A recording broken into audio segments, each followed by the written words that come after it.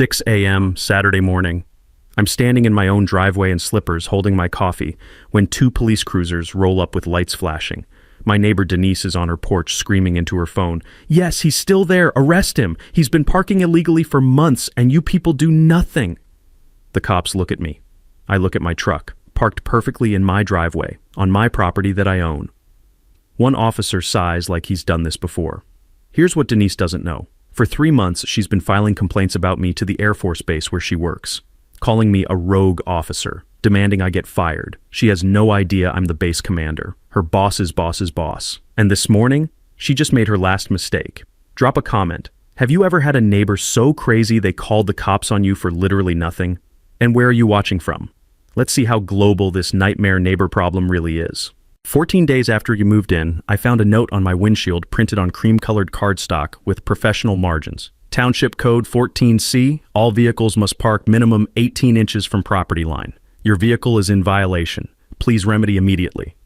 My truck was parked in my own driveway, on property I owned, that I'd paid $315,000 cash for. I crumpled the note and threw it in my trash can, which was exactly where it belonged. The next morning, a township zoning inspector knocked on my door.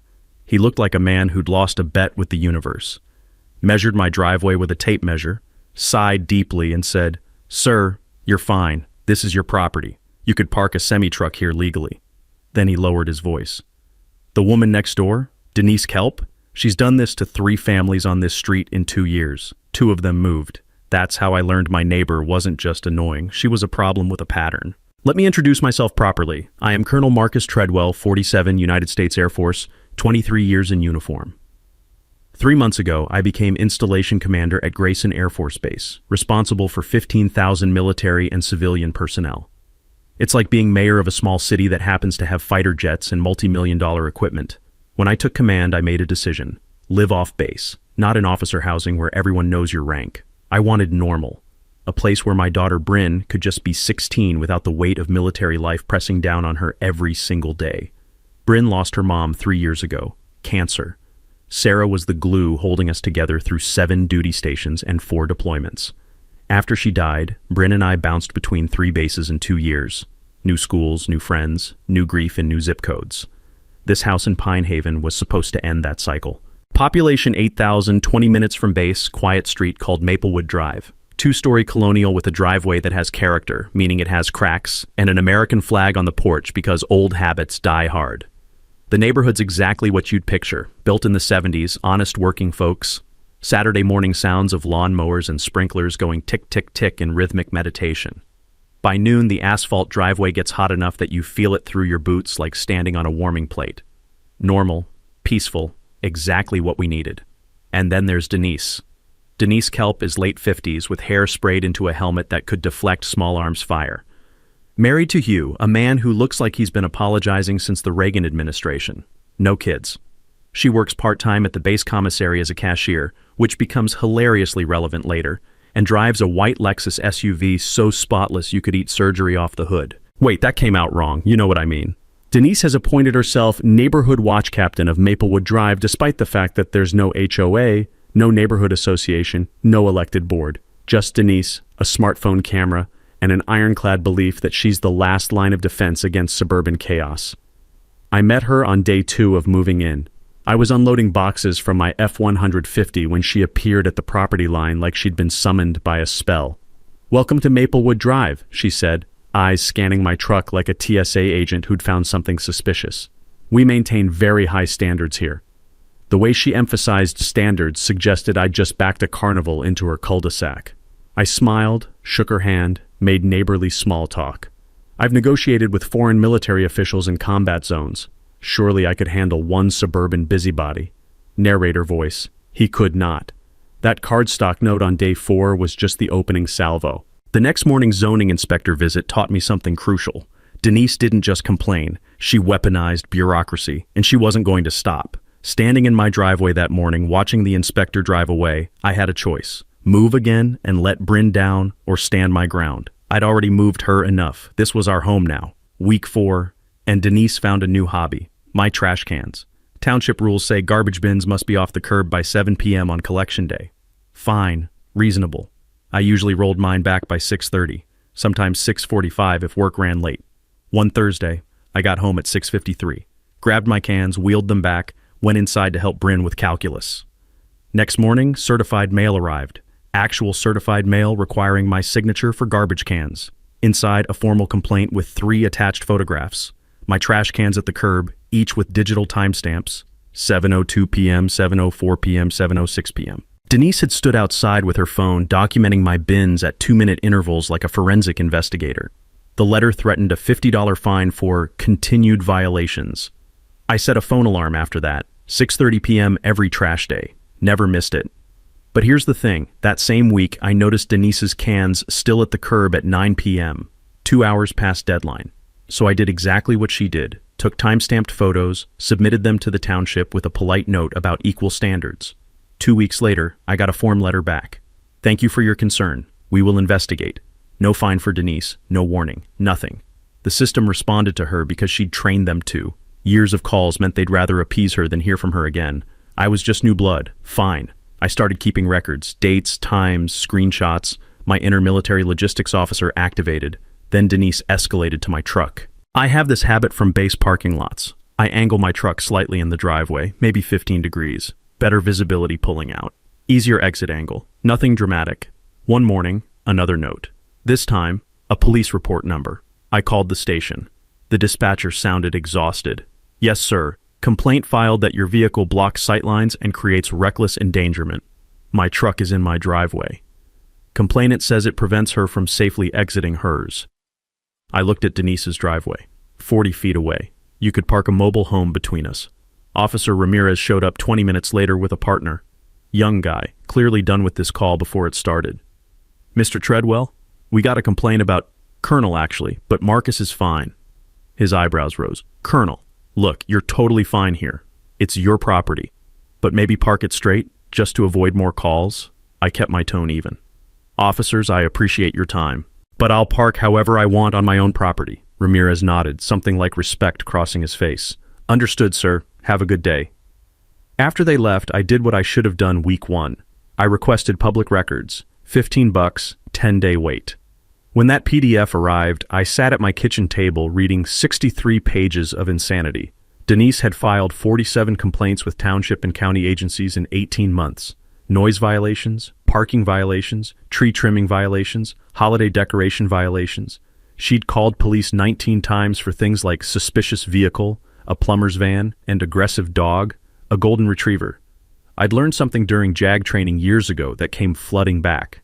Patterns of false reports aren't just annoying, they're prosecutable. Most states have harassment statutes specifically covering repeated false complaints to authorities. I'd seen it used once in a domestic case. Guy kept calling cops on his ex-wife's new boyfriend claiming violations that didn't exist. He got slapped with misdemeanor harassment. I printed Denise's entire complaint history and filed my own report with the police department, documenting the pattern. 3 days later, Lieutenant Moss called. Colonel Treadwell, we're aware of Mrs. Kelp, very aware. Unfortunately, until she crosses a specific legal line, we're limited in what we can do. I understand, Lieutenant. I just wanted it on record. Smart. Very smart, sir. I hung up as Bryn walked into the kitchen. She'd been listening. Dad, why don't you just tell her you're the base commander? She works there. Maybe she'd stop. I thought about it. One conversation could end this. Denise, I'm your boss's boss's boss. Back off. But that felt like cheating. Like using air support on a ground skirmish you could win with tactics. I wanted to handle this the right way, as a citizen, not a colonel. Prove you could stand up to a bully through proper channels, not rank. Also, honestly, part of me was curious how far she'd go before reality caught up with her. The smell of Bryn's microwave popcorn filled the kitchen. Butter and salt, comfort food for homework nights. She'll make a mistake eventually, I told my daughter. They always do. Bryn crunched a kernel. Mom used to say that, about bullies. Your mom was usually right. Turned out, so was I. Week 6 brought Bryn's 16th birthday party. Nothing crazy. 8 friends, pizza, cake, music at reasonable volume. By 8:45 p.m., parents were picking up kids, and Bryn was hugging her friends goodbye with that smile I hadn't seen since before Sarah died. I cleaned up alone in the kitchen, feeling like maybe I'd gotten one thing right as a single dad. Next morning, I walked outside and stopped dead. An orange traffic cone sat at the end of my driveway. Laminated note attached. By order of Neighborhood Safety Committee, driveway access restricted during street events. Cone must remain in place until further notice. There was no street event. There was no Neighborhood Safety Committee. Denise had manufactured both from thin air.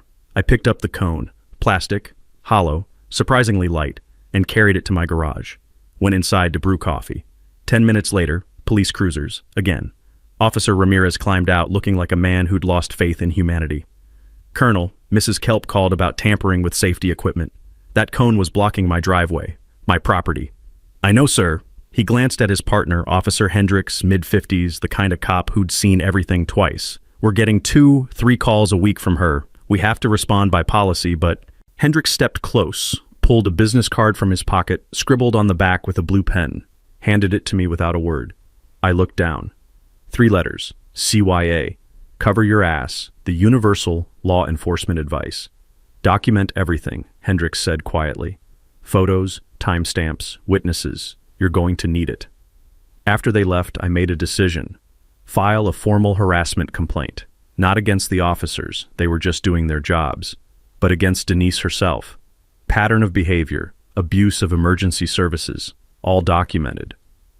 I'd remembered something from years back at the Pentagon. A JAG officer presenting on nuisance litigation mentioned that some jurisdictions had policies for chronic complainers, people who abuse 911 or non-emergency lines with repeated false reports. You could flag them, require written complaints instead of calls, even levy fines. When I'd looked it up after the trash can photos, I'd found our county had exactly that statute, just rarely enforced. When Lieutenant Moss called me back, I asked him about it. Colonel, we've been trying to build that case for months. Problem is, it needs supervisor approval and solid documentation. But with your formal complaint added to the file, he paused. We might finally have enough. Whatever helps, Lieutenant. One more thing, sir, get cameras. I have a feeling this escalates before it ends. Smart man. I ordered 2 Nest cameras that afternoon, installed them that weekend with Bryn holding the ladder, her hands steady on the aluminum. Then Denise went political. Garrett, the electrician, knocked on my door Tuesday evening. Marcus, you need to know, Denise filed a petition with Township Council. She wants a parking enforcement zone for our street. Meaning what? Meaning everyone needs to buy permits to park on their own property. $120 per vehicle per year. She's got 3 signatures on her petition. 2 of them are her cousins who don't even live here. The Township Council met every second Thursday. I showed up in jeans and a flannel shirt, just another taxpayer with concerns.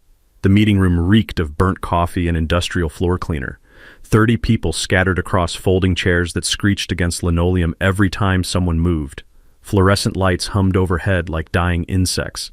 Denise stood at the podium with a PowerPoint presentation, actually used a laser pointer. Slide after slide showed my truck parked in my driveway from different angles, different times of day, like surveillance footage from a stakeout. This vehicle, she announced, voice trembling with manufactured urgency, creates ongoing safety hazards, blocks neighborhood sightlines, and directly contributes to declining property values. Councilwoman LaTanya Brooks, African-American, 50s, with the posture of someone who'd spent decades not taking anyone's nonsense, leaned forward. And Mrs. Kelp, is this vehicle parked on public street or private property? Denise faltered. Technically private, but the impact on private property, so the owner can legally park there. Yes, but thank you. Brooks smiled without warmth. I'm tabling this petition. Insufficient evidence of public safety impact. Next item. Denise's face went red. But you didn't even... The council had already moved on. Outside afterward, Brooks found me by my truck. You're Colonel Treadwell? I nodded. Yes, ma'am. Sergeant Major Brooks, retired Army, 22 years logistics. Her grin was pure mischief. Does she know who you are? No, ma'am. Brooks laughed. The kind of laugh that comes from watching karma tee itself up. She works at your commissary, doesn't she? DOD civilian employee? That's correct. Just so you know, conduct standards apply off-duty, especially harassment of command personnel. She handed me her card. Call if you need backup. We vets stick together. I sat in my truck afterward, engine idling, watching Denise speed away in her Lexus. She'd just wasted an hour of elected officials' time presenting a slideshow about my legally parked vehicle. She was building my case for me, one insane act at a time. Saturday morning, 0600. I stood in my driveway holding coffee, Colombian dark roast, strong enough to raise the dead. When police cruisers rolled up with lights painting my house red and blue, this was it.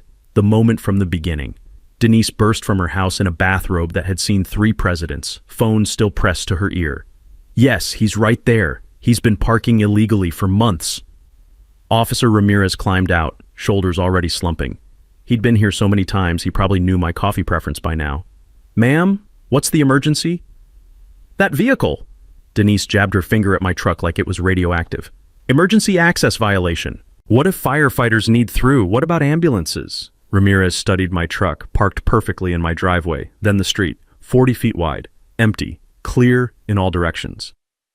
Ma'am, this is private property. Nothing's blocked. Fire code, safety regulations. He's military. Doesn't he have higher standards? Her voice pitched upward. I'll call the base. I'll report him. That's when Ramirez's patience died. Ma'am, I'm issuing a warning for misuse of 911. This is not an emergency. You've filed 47 complaints in 18 months. Most were unfounded. Denise's face went eggplant purple. You should arrest him. Ma'am, continued false reports will result in criminal charges. Understand? She sputtered, spun, stormed inside. The door slam rattled windows 3 houses down. After the cruisers left, I checked my phone. Email from base security timestamped 0545. Sir, civilian called front gate demanding to speak with whoever's in charge about rogue officer at your address. When told to file written complaint, became verbally abusive and disconnected. Gate flagged the call. I stared at that email. My coffee had gone cold. Denise had called my base to get me fired. Still didn't know I was the commander. I forwarded it to Lieutenant Colonel Pratt with a note. Neighbor situation. Will handle. Pratt replied instantly, Sir, is this the trash can lady? Affirmative. Permission to laugh? Granted. That afternoon, I pulled property records. Denise and Hugh bought their house in 2010 for $340. Market value now, maybe $330. I'd paid $315 for mine. Market downturn, needed work. Probably worth $320 after repairs. But it wasn't about actual values. It was about control. I found her old Facebook posts in neighborhood groups. She'd opposed multi-family dwellings and transient renters. Fought against a group home for disabled adults 2 blocks over. Always the same language. Property values, neighborhood character, maintaining standards. Translation, keep out anyone different. Garrett knocked on my door that evening while I mounted my second security camera. Marcus, heads up. Denise asked if your truck's a commercial vehicle. She's hunting for zoning violations. It's personal registration. I know, I told her. He paused, uncomfortable. After the Nguyen's left, Denise told my wife we needed to keep the street stable. That exact word, stable. The Nguyens were Vietnamese. He didn't finish. He didn't need to. I'm black. Sarah was white. Bryn's mixed. And Denise wanted a neighborhood that looked like a 1950s commercial. Appreciate the heads up, Garrett. 6 families will testify for you whenever you need us. After dark, I sat on the porch. The sky bled orange and purple. Someone 3 houses down had a charcoal grill going. The smell of lighter fluid and smoking meat drifted on the breeze. Bryn pushed through the screen door, sat beside me. You okay, Dad? Yeah. One phone call ends this. Just tell her who you are. I could. Denise, I'm Colonel Treadwell, base commander. You work for me. Stop. Game over in 10 seconds. But that wasn't justice. That was just rank. Raw power shutting down a problem instead of actually solving it. I want her to face consequences for her actions, not because I outrank her. Bryn leaned against my shoulder. She still fit there, barely, growing up too fast. Mom would have said the same thing. Your mom was wiser than me. Impossible. She was quiet for a moment. What if she hurts us first, before consequences catch up? Valid question. Smart kid. Then we adapt, but we do this right. The stars came out one by one. Crickets started their evening concert, that rhythmic chirping that sounds like summer itself. The security camera's infrared LED blinked red in the darkness. I'd give Denise rope, let her escalate, document everything with my new cameras, my complaint logs, my growing file of evidence. Eventually, people who can't control themselves make mistakes. And Denise? She was sprinting toward hers. 3 days later, I got a certified letter that proved me right. It was from an attorney. Denise had just brought lawyers into a fight with someone who had an entire Judge Advocate General's office at his disposal. Amateur move. The certified letter arrived on a Tuesday. Thick envelope, law firm letterhead. The kind designed to scare people who don't know better. 3 pages of legal threats printed on paper stock so heavy it felt expensive just to hold. The letter alleged ongoing harassment, intimidation, and intentional property devaluation against Denise Kelp. Demanded I park only in my garage, pay $5,000 for emotional distress, and sign an agreement limiting outdoor activity after 7 p.m. The final line was chef's kiss. Failure to comply will result in escalation to your military chain of command and local media. I read it twice at my kitchen table, the morning sun streaming through the window, coffee steam curling into my face, and laughed out loud. Bryn glanced up from calculus homework. Dad? Denise hired a lawyer? Is that bad? Honey, she brought a lawyer to a fight with someone who has an entire Judge Advocate General's office on speed dial.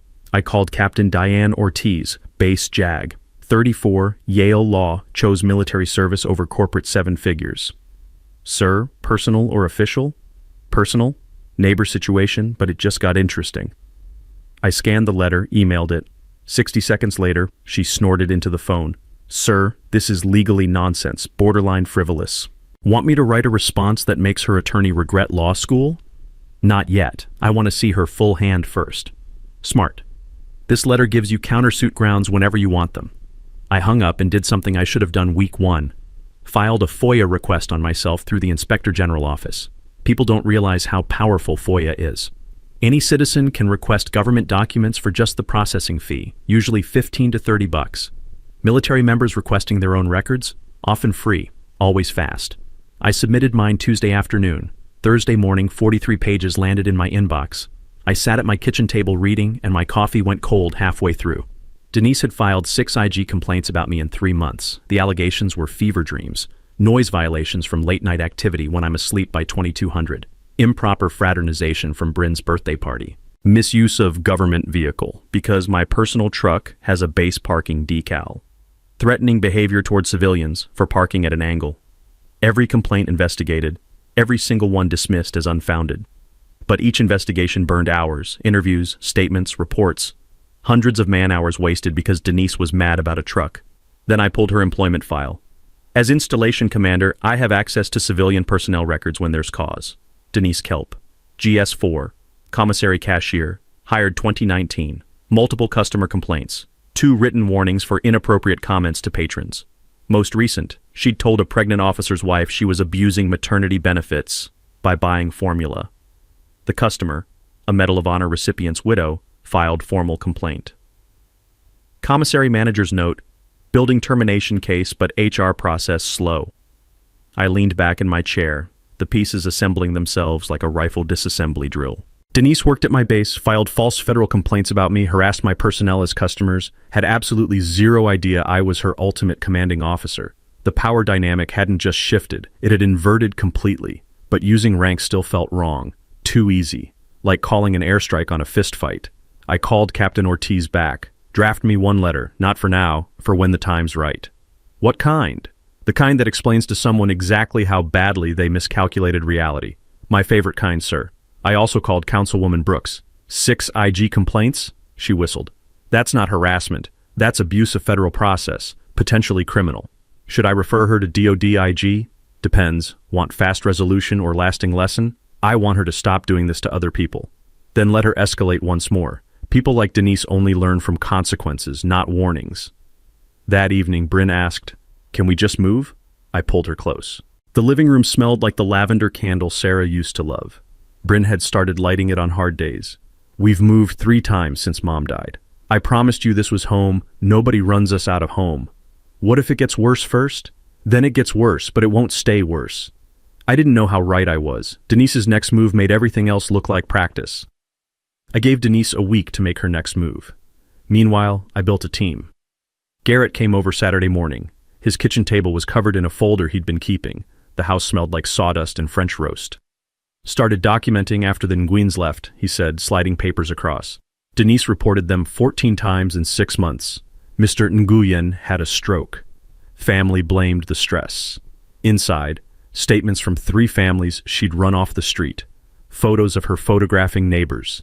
Emails organizing concerned residents against various targets. 6 families will testify for you. We've been waiting for someone to finally push back. Next, Councilwoman Brooks at Murphy's Diner, over eggs and hash browns on a table sticky with syrup residue. Township attorney and I drafted this 2 years ago. She slid me a document. Chronic complainer ordinance. Anyone filing 10+ unfounded complaints in 12 months gets fined. Restricted to written complaints only, requires attorney's signature. That legal? Ohio precedent. Wilkins v. City of Dayton, 2013. Courts ruled municipalities can regulate complaint system abuse. Her smile was pure satisfaction. We vote next meeting. Denise's timing is perfect. I remembered something from a housing law seminar years back. The instructor had mentioned these ordinances were spreading to combat weaponized complaints in HOA disputes. The key was proving pattern and bad faith, both of which Denise had handed me on a silver platter. Captain Ortiz met me at Base Legal, surrounded by case law printouts flagged with neon sticky notes.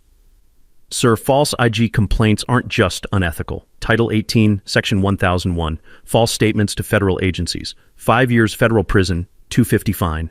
I'm not prosecuting her, Captain. I know, but she should know you could. She handed me a draft letter, 3 pages of legal precision. This explains every violation, cites the criminal statute, offers one chance to stop. It's educational. I read it. Devastating and airtight. Perfect. Hold it until I say go. Chief Mendez brought Denise's employment file to my office. Official channels, documented meeting. 14 customer complaints, sir. She questioned a deployment spouse about how she could afford her groceries. We're building termination case, but civilian HR is glacial. Keep building it properly, Chief. I may add fuel to that fire soon. That evening, I laid out the strategy for Bryn over pepperoni pizza. 4-prong approach, I said, using the pizza box as a whiteboard with a Sharpie. Bryn laughed. First real laugh I'd heard from her in weeks. Prong 1, restraining order, county court, civil harassment petition. I've got 47 police calls, 6 false IG complaints, attorney threats, pattern of conduct. Bryn folded her pizza slice lengthwise. Sarah's method, keeps the cheese from sliding. Will that actually stop her? Makes contact illegal. Violation means jail time.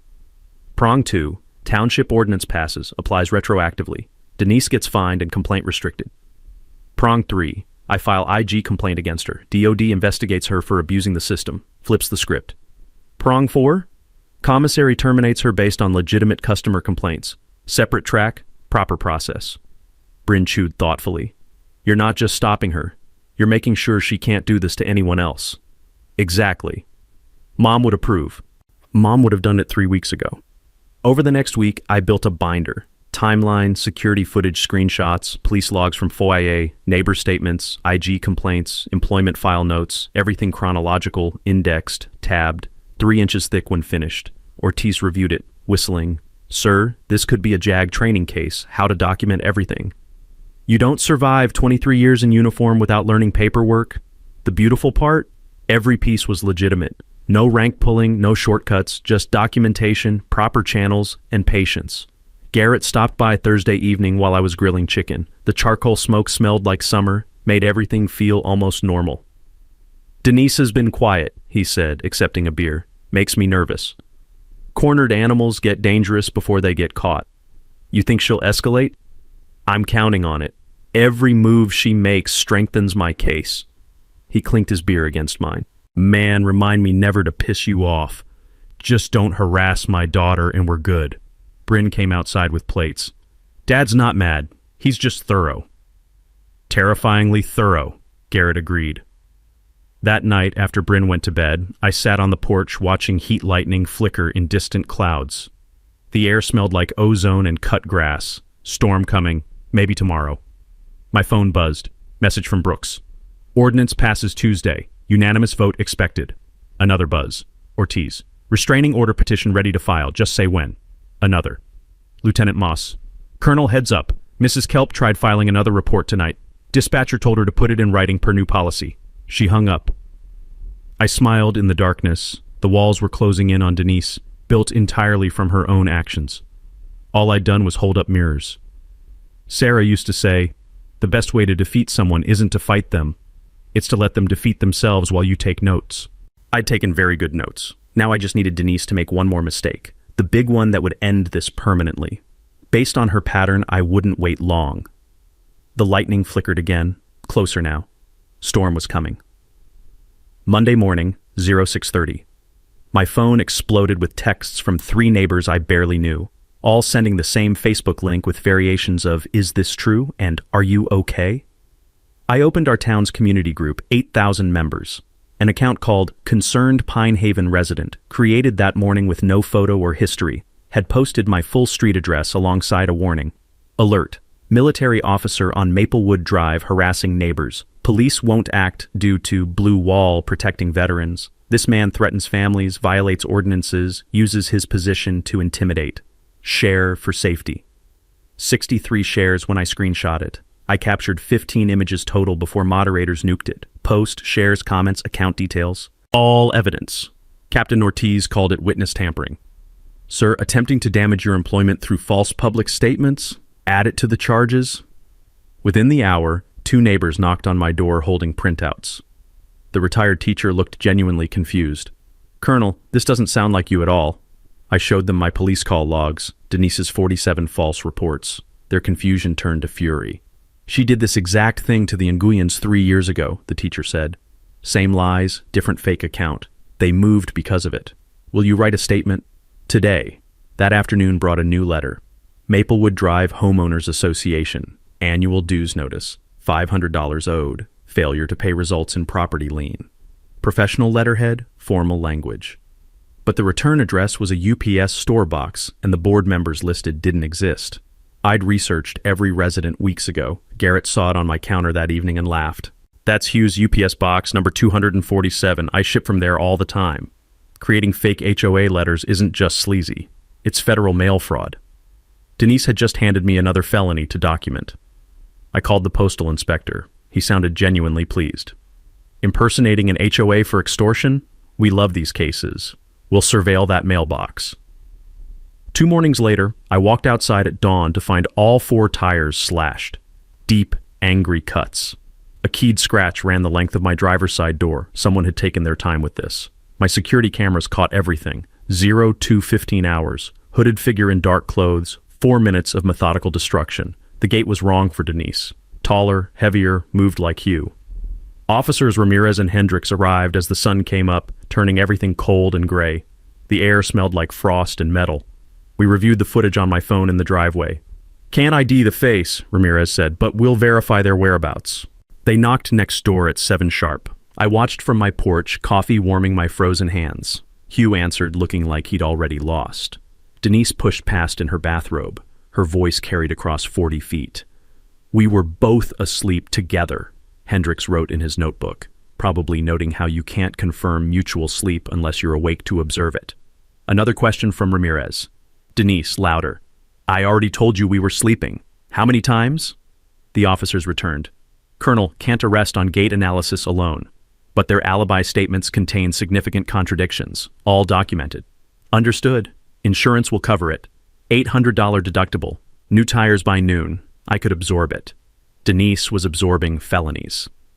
Bryn came outside after the tow truck left. School was canceled for teacher workday, so she'd slept through everything.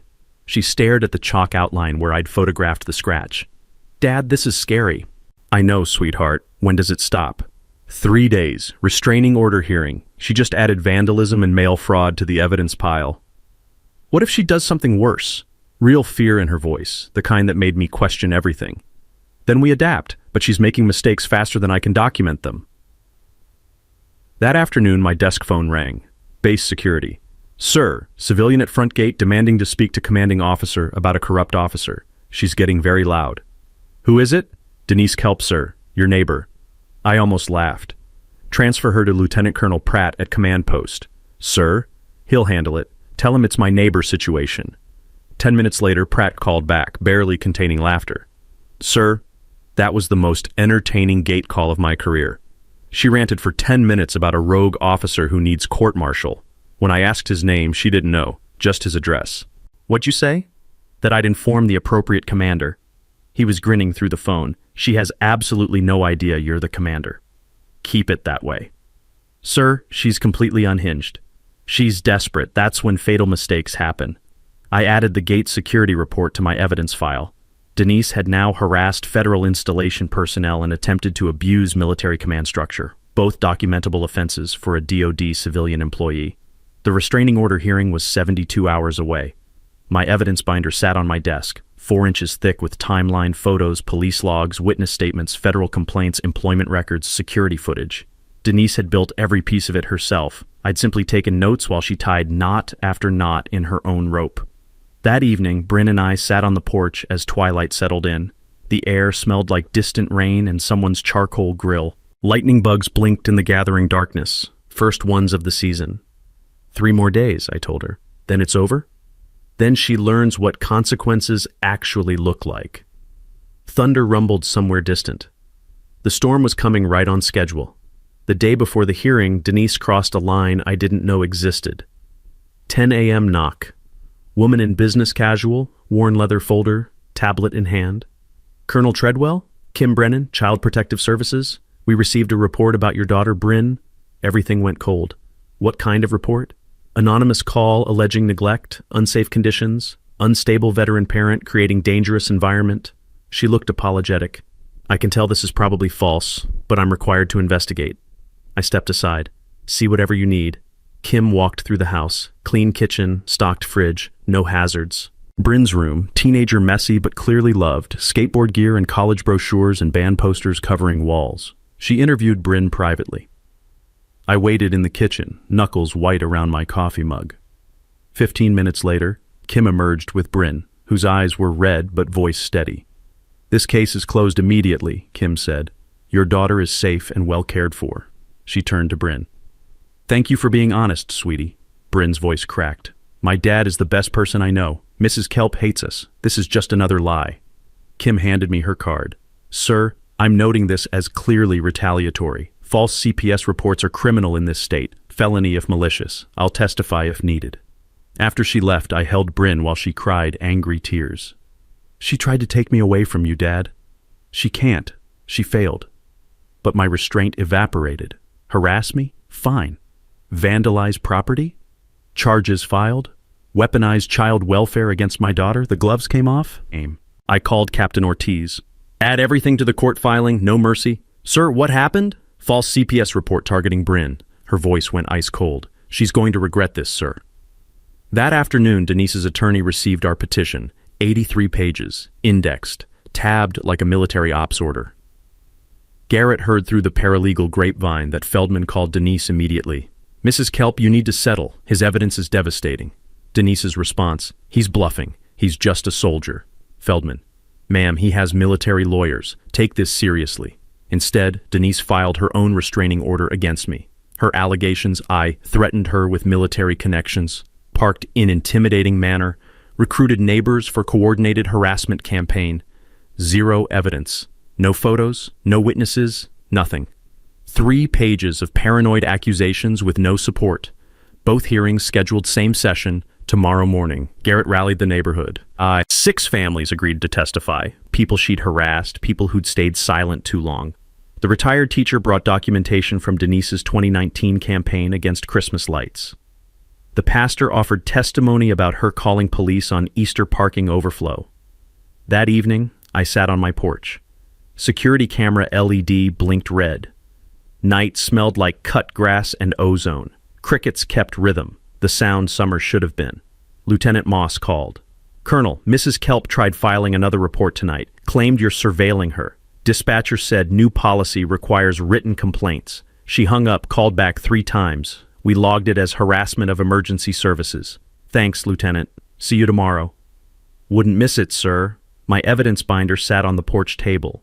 4 inches of documentation showing one truth. Denise couldn't stop herself. Every action dug deeper. Bryn came outside, sat beside me. Ready for tomorrow? Yeah. What if she wins? She can't. She built my case herself. Will she go to jail? Probably not, but real consequences are coming. Good. Bryn leaned on my shoulder. Mom would be proud. Mom would have ended this 3 weeks ago. No, she'd say you did it right. Lightning bugs rose from grass, blinking codes. The air tasted electric. Storm coming. I checked my watch. 14 hours. Tomorrow, I'd wear my dress blues to court. Full rank insignia visible. Every time Denise had seen me, I'd been in civilian clothes. Never mentioned my job, never pulled rank, never used anything unavailable to regular citizens. Tomorrow she'd finally learn who she'd been harassing for 4 months. Tomorrow in that courtroom, Denise would see my uniform and understand she'd been filing complaints about me to my own command, calling my own base, trying to get me fired from a position where I was everyone's boss, including hers. The realization would hit her like a freight train. And honestly, I couldn't wait to see her face when it did. Garrett stopped by with a six-pack. We sat in silence for a while, drinking beer and watching heat lightning flicker on the horizon. Marcus, whatever happens tomorrow, you handled this right. The hard way, the long way, but the right way. We'll see. No, man. Everyone's watching. You showed people you can stand up to bullies without becoming one. That matters. After he left, I went inside. Bryn was asleep on the couch, calculus book open on her chest. I covered her with Sarah's old quilt, the one with stars that she'd made during our first deployment. In our bedroom, I laid out my dress blues, pressed sharp, brass-polished, ribbons aligned, the uniform I'd earned over 23 years. Tomorrow, Denise would see it. Tomorrow, she'd understand. Tomorrow, 4 months of harassment would meet 4 months of perfect documentation in front of a judge. I set my alarm for 0500. Court was at 9, but I had a career's worth of pre-mission rituals to complete. The storm that had been building since July was about to break. County Courthouse, 9 a.m. Floor wax and old wood smell filled the air. Fluorescent lights hummed while 30 people sat in squeaking folding chairs. I walked in wearing Class A dress blues, full ribbons, polished brass, silver eagles on my shoulders, Bryn beside me. Behind us, 6 neighbors, Officer Ramirez, Lieutenant Moss, Kim from CPS, Garrett Brooks. Denise sat with Attorney Feldman. When she saw my uniform, her face went white, then red, then white again. She grabbed Feldman's sleeve, whispered frantically. He looked at my rank and went pale. Judge Meredith Vance entered, 60s, former prosecutor. 2 restraining orders against each other. We'll hear both. Mrs. Kelp's attorney first. Feldman stood. Your Honor, my client has endured months of harassment. Her neighbor weaponizes his military status and parks threateningly? Parks threateningly, Vance interrupted. On his own property? The angle creates... Next point. Feldman listed grievances without evidence. Vance cut him off. Photos? Recordings? Witnesses? Potential witnesses were intimidated. So no. Colonel Treadwell? I stood. Your Honor, I'm Colonel Marcus Treadwell, installation commander at Grayson Air Force Base. Mrs. Kelp has harassed me and my daughter for 4 months. 47 false police reports, 6 fraudulent inspector general complaints, mail fraud, vandalism, doxing, and yesterday a false CPS report. I handed over my binder. 83 pages. Timeline, photos, police logs, witness statements, security footage. Vance read for 2 minutes, eyebrows climbing. Mrs. Kelp, 47 police calls. Denise jumped up. He violates codes constantly. Sit until addressed. Denise sat. Officer Ramirez? He stood. Your Honor, we responded 2 to 3 times weekly for 18 months. 90% unfounded. 3 warnings issued for misuse of emergency services. Mrs. Kelp, did you file 6 Inspector General complaints about Colonel Treadwell? Yes, but someone had to. Were you aware he's the installation commander at the base where you work? Silence. Denise's mouth opened, closed. He's the commander? Your ultimate supervisor. You filed complaints to his own command without checking basic facts. Vance turned pages. Did you file a false CPS report? I had concerns. Miss Brennan? Kim stood. Your Honor, clearly retaliatory. The child is well cared for. This was deliberate system abuse to intimidate through his daughter. Vance closed the binder hard. I'm granting Colonel Treadwell's restraining order. Mrs. Kelp, no contact with him or his daughter. Stay 100 yards from his property. No complaints without court approval. Violation means arrest. That's unfair. Denying your petition with prejudice. You're the aggressor. Denise stood, voice rising. This is because he's military. Sit or I'll hold you in contempt. He set me up. He didn't tell me. Vance's gavel cracked. He documented your behavior. You made choices for 4 months. He used proper civilian channels instead of abusing military authority. You should have shown similar judgment. She looked at the DA.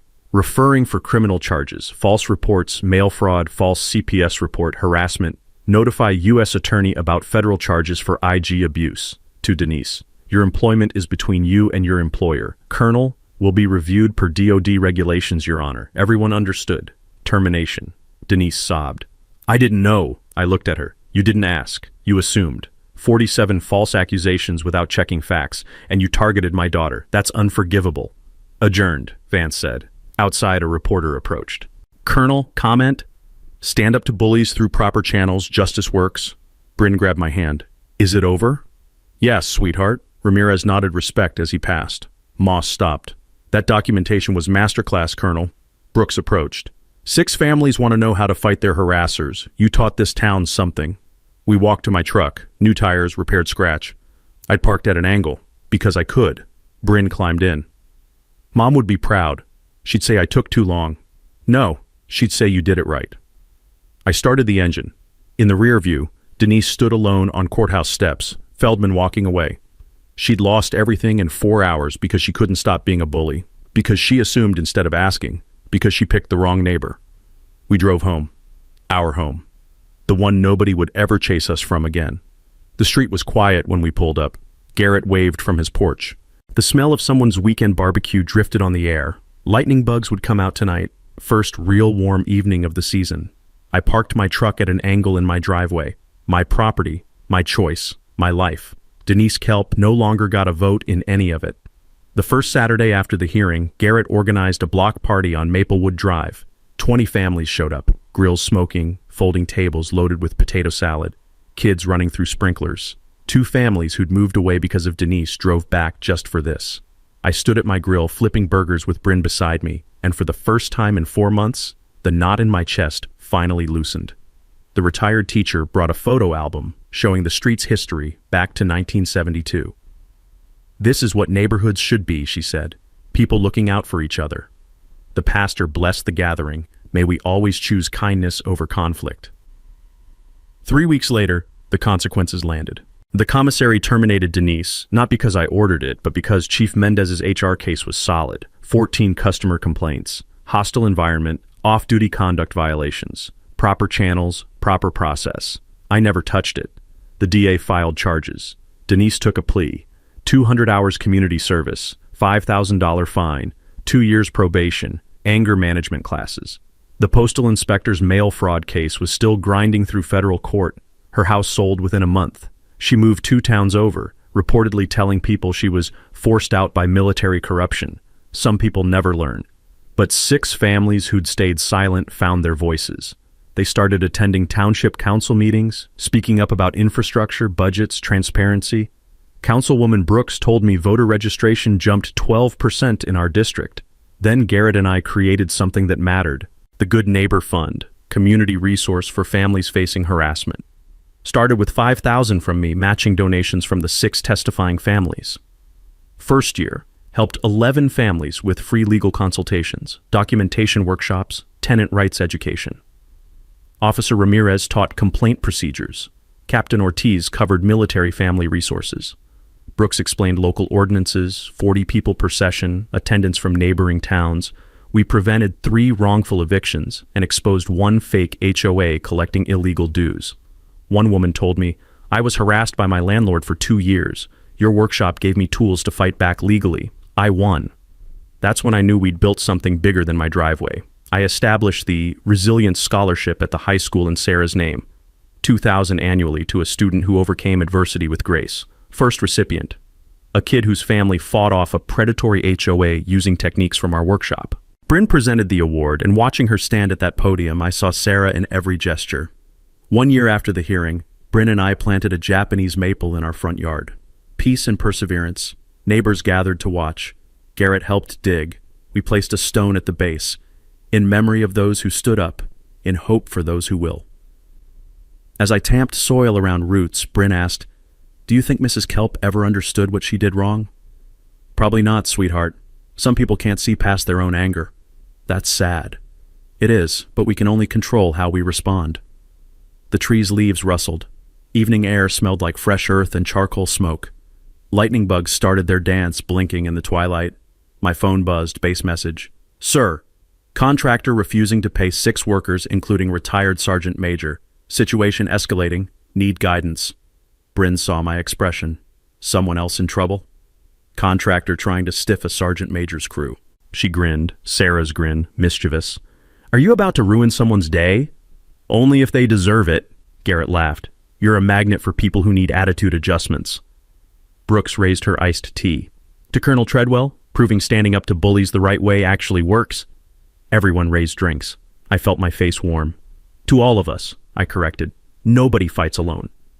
The sun set, painting sky orange and purple. I stood in my driveway, the driveway that started everything, and looked at what we'd built. Not just peace for my family, but a system helping others. Justice for one case, resources for dozens more. Bryn leaned against my shoulder. We did good, Dad. We did. Mom would say great. She'd probably be right. Streetlights came on, casting warm yellow pools. Someone played music at reasonable volume. Kids laughed in backyards, a dozen dinners cooking, smells mixing on the breeze. This was what I wanted when I bought this house, this moment, this peace, and nobody would ever take it away again. I looked at that contractor message again. Time to teach someone else about consequences. But first, I need to hear from you. Have you dealt with a nightmare neighbor or toxic HOA? Drop your story in the comments. Let's help others know they're not alone and they can fight back legally. And if you want to hear how that Sergeant Major and I handled a contractor who thought he could stiff military workers, involving a bulldozer and a very uncomfortable city council meeting, hit subscribe. Justice stories every week. Because the truth is, when you stand up the right way, document everything and refuse to back down, justice actually works. The underdog doesn't always have to lose. See you next time.